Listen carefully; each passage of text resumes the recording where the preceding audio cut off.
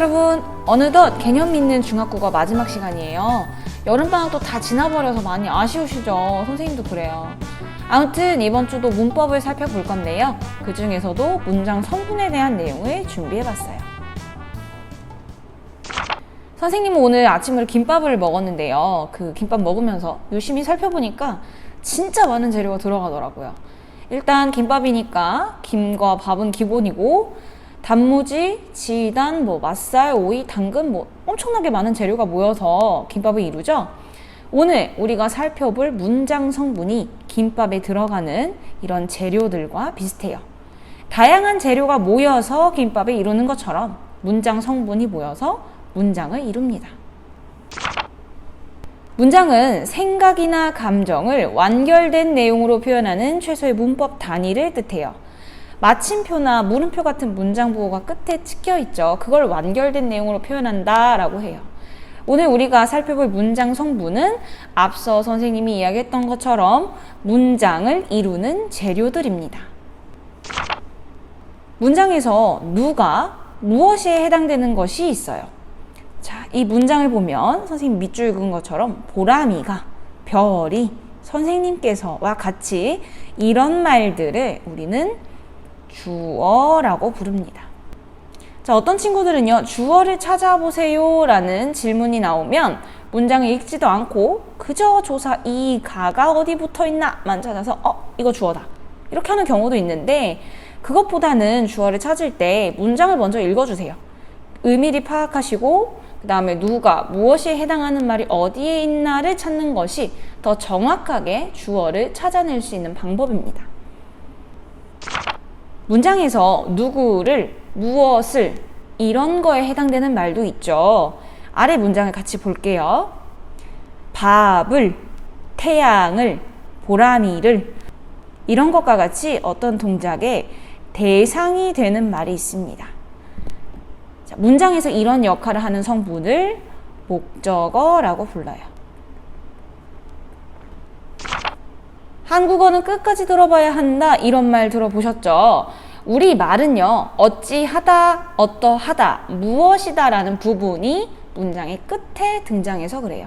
먹는다, 가린다, 학생이다와 같이 주어의 상태가 어떠한지, 주어가 어떤 동작을 하고 있는지, 주어가 무엇인지 이런 걸 설명해주는 문장 성분이 있습니다. 이런 문장 성분을 서술어라고 해요. 오, 선생님, 네, 이런 것과 같이 부름이나 응답이나 놀람을 나타내는 말, 이런 말들이 문장 안에 쓰였을 때 무엇이라고 하는지 알아볼게요. 자, 이런 말은요, 뒤에 이어지는 이런 문장과 독립되어 있습니다. 그걸 알 수 있는 힌트, 여기 반점 보이시죠? 이런 반점이 찍혀 있는 걸 통해서 뒤에 있는 문장과는 관계가 없구나, 독립되어 있구나, 독립된 성분이구나 라는 걸 알 수가 있어요. 그래서 이런 성분을 독립어라고 부릅니다. 지금부터는 문장 성분 중에서 여러분이 좀 어려워하거나 다른 개념과 헷갈려하는 것들을 살펴볼 거예요. 무엇이 해당하는 문장 성분? 주어라고 한다고 했었죠. 그런데 주어가 아닌 경우도 있습니다. 저기는 학교가 아니다 해서 학교가, 물이 얼음이 된다 해서 얼음이, 보람이가 선생님이 되었다 해서 선생님이. 자, 이런 거는요, 각각 저기와 물과 보람이의 상태가 어떤지 보충 설명해주고 있어요. 자, 이렇게 주어의 상태를 보충해서 설명해주는 말, 이런 말을 문장 성분의 이름으로 보어라고 이름을 붙입니다. 이 보어는요, 좀 까탈스러운 문장 성분이에요. 보어는 그냥 주어의 상태를 보충해서 설명해준다, 이것만 충족되면 되는 게 아니라 서술어 자리에 항상 되다나 아니다와 같은 이 두 가지 서술어만 올 수 있습니다. 주어하고 보어는요, 비슷하게 생겼어요. 근데 서로 다른 문장 성분입니다. 화면에 보이는 두 문장에서요, 물이 얼음이 되다, 저기는 학교가 아니다 에서 주어에 해당하는 것은 물이 저기는 이 두 가지 문장 성분입니다. 주어라고 합니다. 자, 그런데 이 얼음이, 학교가 이런 것들은요, 물의 상태를 보충 설명하거나 저기의 상태를 보충 설명하고 있어요. 보어에 해당하는 문장 성분이죠. 그래서 선생님이 문장을 반드시 읽어보고 그 의미가 무엇인지 파악한 다음에 문장 성분을 따져봐야 된다라고 말씀드린 거예요. 다른 성분을 꾸며주는 문장 성분에 대해서 이제부터 살펴볼게요. 아이가 찬밥을 먹는다. 밥은 밥인데 어떤 밥? 찬 밥. 보람이가 새 책을 샀다. 책은 책인데 새 책. 발표하는 보람이를 칭찬하셨다. 보람이는 보람인데 어떤 보람이? 발표하는 보람이. 자, 지금 밑줄 친 말은요, 모두 뒤에 오는 다른 성분을 꾸며주고 있죠.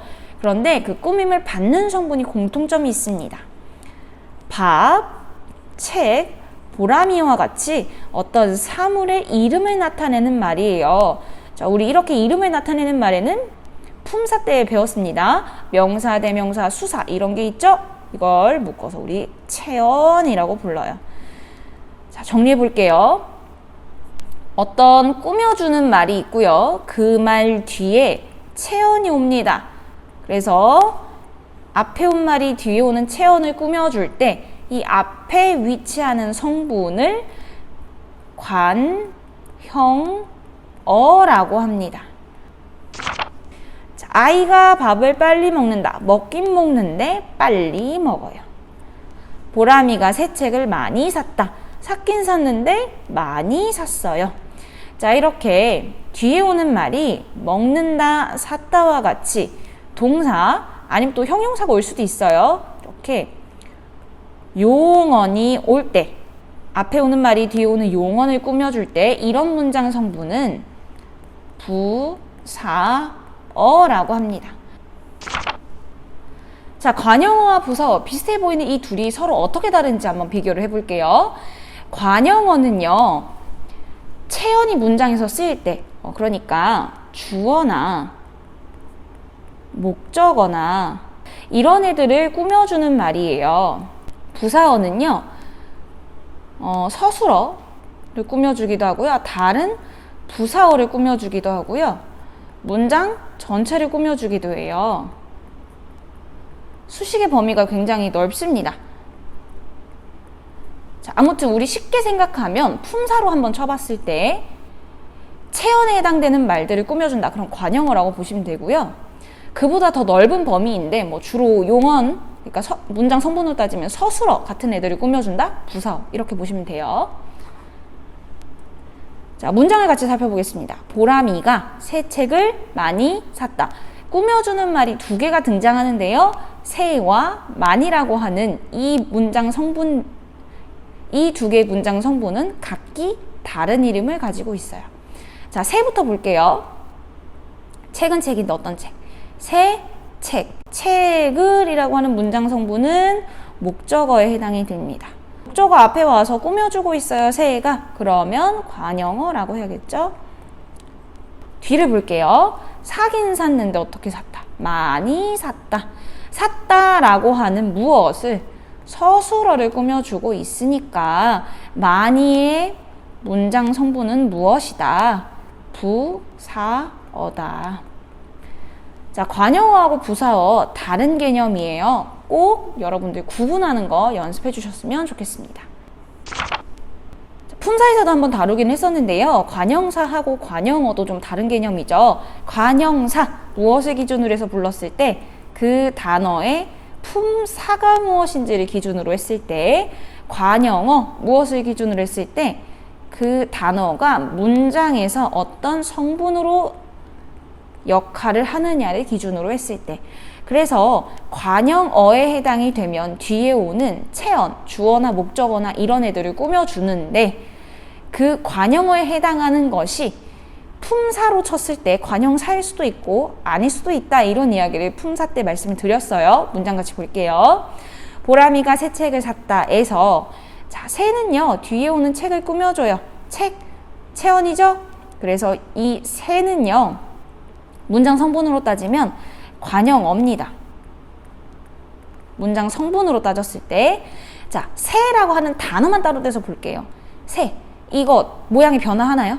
변화하지 않죠. 새라고 하는 것 자체가 원형이에요. 자, 그러면 이 새라고 하는 것, 품사도 무엇이다? 관형사다. 지금 기준이 다른 거예요. 단어는 하나인데 기준이 달라서 이름이 두 가지인 겁니다. 아이가 찬밥을 먹는다. 자, 밥은 밥인데 어떤 밥? 찬 밥 꾸며주고 있어요. 자, 밥을 아까 책을과 마찬가지이죠. 문장 성분으로 치면 관형어예요. 자, 그런데 찬, 이거는요, 이 단어는요, 원래 모습이 있어요. 뭐죠? 차다라는 원래 모습이 있습니다. 자, 그러면 이 원래 모습을 기준으로 품사를 따져볼게요. 차다, 맞아요. 형용사죠. 자, 품사로 치면 형용사인데 문장 내에서는 관형어의 구실을 한다. 이렇게 봐야 돼요. 자, 여러분이 정말 잘 이해하셨는지 마지막 문장 보겠습니다. 발표하는 보람이를 칭찬하셨다. 보람이는 보람인데 어떤 보람이? 발표하는 보람이. 이것도 마찬가지로 문장 성분으로 치면 관형어이지만 원래 형태가 발표하다죠? 그러면 품사로는 무엇이다? 동사에 해당이 됩니다. 자, 품사로는 동사이지만 문장 내에서는 관형어의 구실을 하고 있어요. 그러니까 관형사, 관형어 같은 개념이 아니라는 겁니다. 지금까지 우리가 문장 성분에 대해서 알아보았는데요. 이 문장 성분들을 비슷한 것끼리 선생님이 한번 묶어봤어요. 주어, 목적어, 서술어, 보어는 문장에서 없어서는 안 되는 성분입니다. 이 중에서 하나라도 없으면 문장이 성립되지 않아요. 물론 우리가 밥 먹어 이렇게 주어를 생략하는 경향이 있긴 있는데 이건 주어가 생략되어 있는 거지, 그러니까 잠시 숨어 있는 거지 아예 주어가 없다 이렇게 말할 수는 없거든요. 그래서 아무튼 이렇게 문장을 이루는 데 있어서 꼭 필요한 성분을 우리는 주성분이라고 부릅니다. 자, 관형어와 부사어 조금 전에 살펴봤죠? 다른 성분을 꾸며주는 역할을 해요. 다른 성분을 꾸며주는 역할을 하는 것들은 우리 장신구처럼 없어도 사는데 지장이 있는 건 아니잖아요. 똑같습니다. 문장을 이루는데 꼭 필요한 성분은 아니라서 부속 성분이라는 이름으로 부릅니다. 자, 마지막으로 감탄이나 부름이나 응답을 나타내는 독립어라는 게 있는데 이건 다른 성분으로부터 독립되어 있기 때문에 독립성분이라는 이름으로 부릅니다. 문장을 통해서 정리해 볼게요.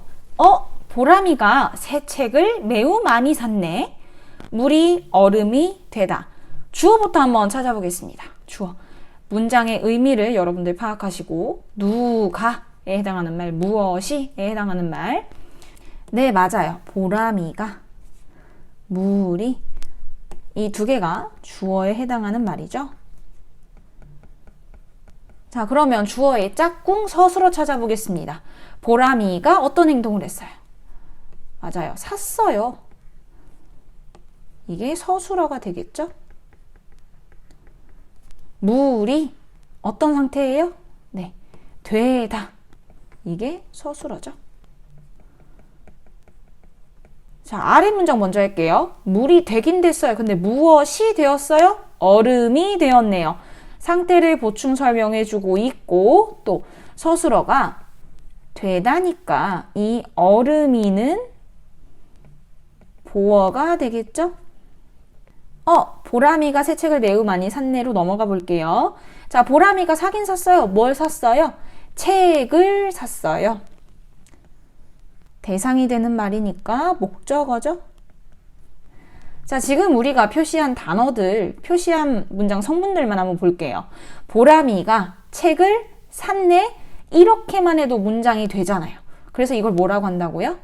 주성분이라고 합니다. 주어, 목적어, 서술어. 아래 문장 볼게요. 물이 얼음이 되다. 이 중에 어느 하나라도 지워버리면 문장이 어색해집니다. 물이 되다. 무엇이 됐는지 알 수 없죠?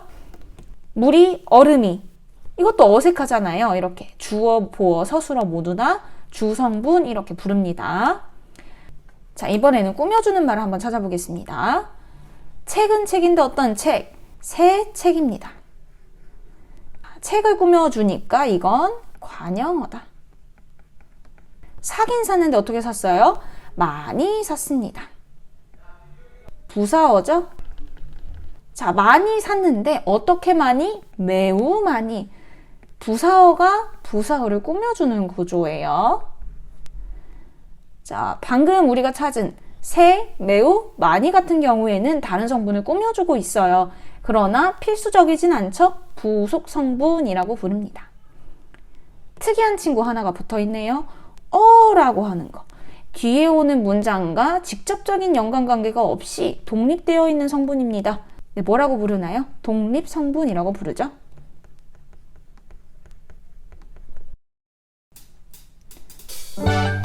자, 이렇게 해서 문장 성분에 대해서도 우리가 함께 공부를 마쳐보았어요.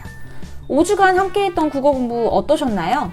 선생님과 함께 했던 것처럼 중요한 개념들을 다시 짚고 넘어가면서 앞으로도 공부를 했으면 좋겠어요. 즐거운 여름이었기를 바라고요. 우리는 다음 기회에 만나도록 해요.